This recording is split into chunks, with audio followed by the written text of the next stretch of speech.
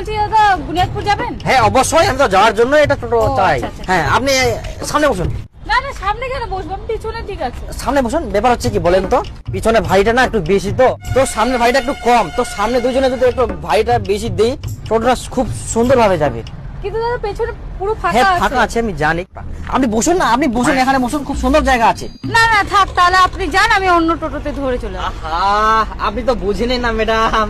আসো দেখেন, আপনি এই রাস্তাতে টোটোই পাবেন না।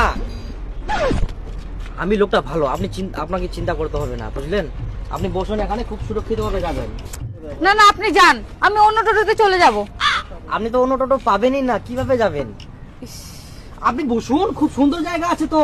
আমি লোকটা ভালো, বললাম তো। আসুন আসুন, আপনি চিন্তা ভাবনা করতে হবে না, আপনাকে ভাড়া দিবেন না, কোনো প্রবলেম নাই। আপনি আসুন, আমি লোকটা ভালো। আপনি ওইদিকে সামনে বসুন না, এদিক দিয়ে বুঝলেন তো? হ্যাঁ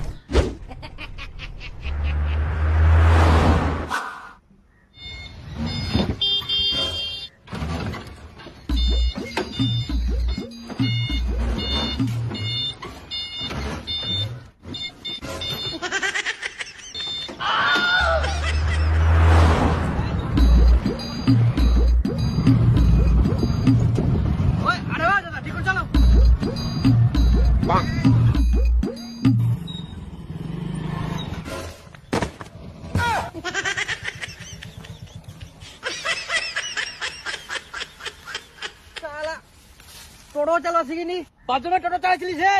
সারা যে লোকটা কোনোদিন ভ্যান চালায়নি, সে লোকটা টোটো চালায় আইডিয়া পাই না।